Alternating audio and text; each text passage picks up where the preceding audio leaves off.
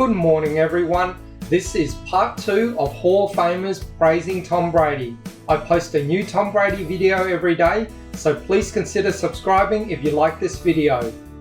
Not only were you 4-0 in the Super Bowl, but you threw 13 touchdowns to 0 interceptions in the Super Bowl. And unlike a lot of great players who simply remain themselves and great under pressure, you consistently got even better when the stakes were the highest. You were one of those clutch players, in fact, not just by reputation, of all time. And insofar as there was ever a consensus that there was a GOAT among quarterbacks before Brady, it was you. Joe Montana was the guy, it seems, that Tom Brady has now replaced as the consensus GOAT. How do you feel about that? Is there a GOAT in the NFL? Was it you? Has Brady replaced you?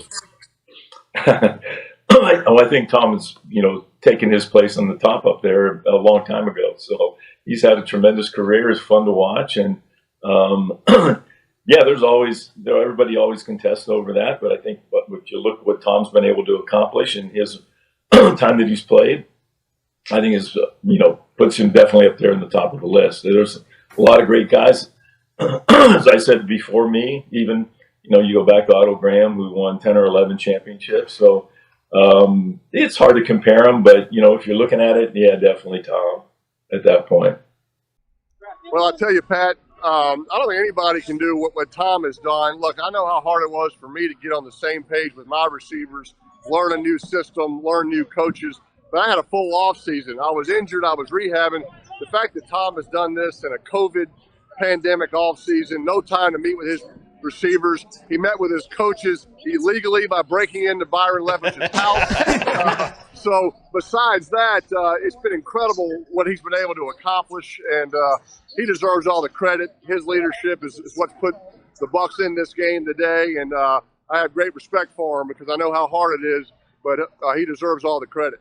I want you to hearken back to the Green Bay Packers, okay, in that NFC Championship game. And I understand that Aaron Rodgers could have ran for the first down, if not a touchdown, on that third down. But that fourth down play, when they took the ball out of his hands, okay, and elected to give the ball back to Tom Brady. I got to ask this question, Joe Montana. How did you feel about that decision, and how would you feel if the ball on fourth down had been taken out of your hands and given back to Tom Brady? Yeah, I don't know how you do that. At that point in the season, you've worked so hard to get to where you are. It's hard to get there. You got an opportunity to give the NFL MVP a chance to win the game for you. And, I didn't understand that decision at the time. Everybody's, you get your chances of getting the ball back. But no, the way that the Tampa Bay was playing at the time, you can't give Brady the ball anytime. And especially in a clutch situation like that, he's going to perform. I think Tom Brady is the greatest football player we've ever had. Can you put into words what Tom Brady is doing right now? No, I don't know that. I don't know that anybody can. I'm a huge fan of Tom's. I have been for a long, long time. I love the way he plays the game. I said it during the postseason when we had Tampa and New Orleans with Drew Brees and Brady, and I just think that there's a lot to learn watching those guys play the position. And for Tom, he just knows situations. I don't know.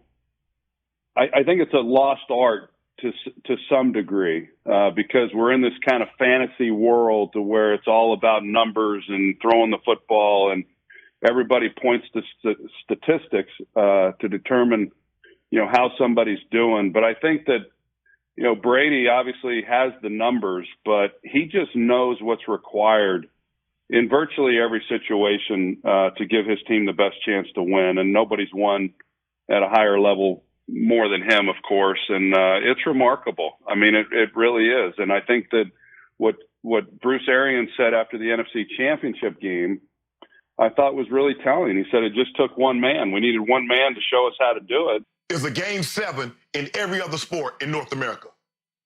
Hockey, basketball, baseball. That's what football is because it's finite. You lose game once. You remember the 91 finals against the Lakers. The Bulls lost the first game. So had that been football, it was over. They would have lost the finals. Tom Brady played 41 game sevens. And I think he won 30 of those games, or 31 of those games. So let that sink in for a second. Imagine Michael Jordan played 5 game sevens. He's 3-2. Tom Brady played 41 game sevens. Because that's what football playoff is. There is no tomorrow. There is no, man, we had an off game, but, we'll come back, we'll regroup, we'll get them. Tomorrow is next year. That's what an NFL playoff game.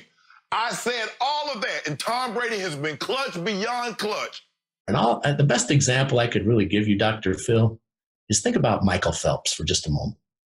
Michael Phelps spent the majority of his adult life underwater staring at a black line, day in and day out, month in and month out, year in and year out. For what reason?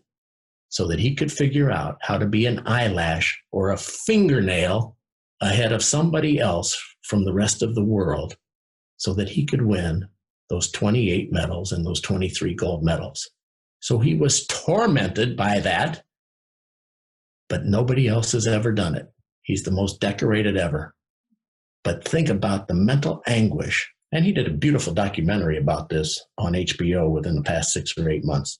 Think about the mental anguish of putting everything else in your life aside to do that. But while you're doing that, all of this that's going in your life has to go through your mind because you're just staring at a black line. Now think about that. How many people on the planet can have that discipline? Well, I can name a few of them. Tiger Woods, Michael Phelps, Michael Jordan, Muhammad Ali, Tom Brady, Floyd Mayweather. There's just so very few. Serena Williams. And there you have it. I mean, so that's why they're so special, and that's why they're GOATs. How many people are willing to keep practicing until they get that one little thing right? It's easy to say you can do it for a day or a week or even a year, but Brady's been doing this for 21 years, and prior to that, he was doing it in college and high school. I love this next video with Lawrence Taylor. LT just gives it to you straight. There's no ego, no hidden agendas, no reservations, no buts or ifs or asterisks, just straight facts. You went your entire career playing against Joe Montana. Yes. Who is the GOAT? Is it Joe Montana or is it Tom Brady? Who is the greatest quarterback ever? Well, now you asking me, who is the greatest quarterback I've ever played against? I'm going to say Joe Montana. But, history is, you look at it, there's 54 Super Bowls? And this is like his 10th. Like he's played in 20% of all Super Bowls. 20% of all Super Bowls this guy has played in. So it is it's nothing I can say. He is the GOAT. He is one of the greatest players this game has ever seen. And I'm quite sure, unless Mahomes tries to break his record, there's nobody's going to break that record. Well, he's amazing, and why wouldn't he keep going? I mean, he's still at the top of the league. He's still at the top of his game.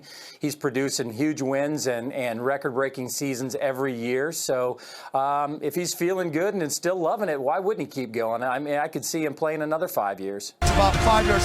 Let me deal with the pump and go. That's why I'm sitting so high on that. But he got to play that. Remember, we're playing Brady. It's a chess match. So is it fair to call Tom Brady the best? Is it fair to say he's better than Joe, who Joe made 4, won 4, but this is Tom's 10? It is fair to put 4 letters together, GOAT, and put periods everywhere, and it's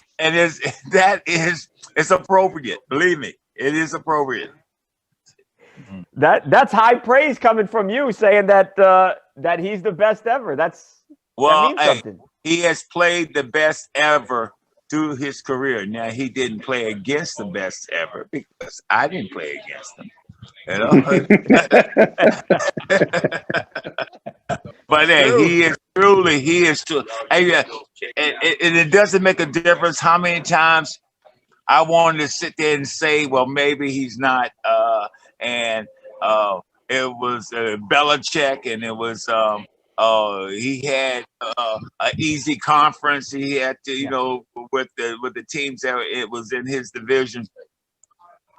But you look at the spectrum of work. You look at what he has done. You look at every year, no matter what he is given, he plays, and he makes them a winner. He makes them relevant. He is the Michael Jordan of football. Yeah, I think there's three things that stand out to me and have stood out throughout his career. One, his calm under pressure.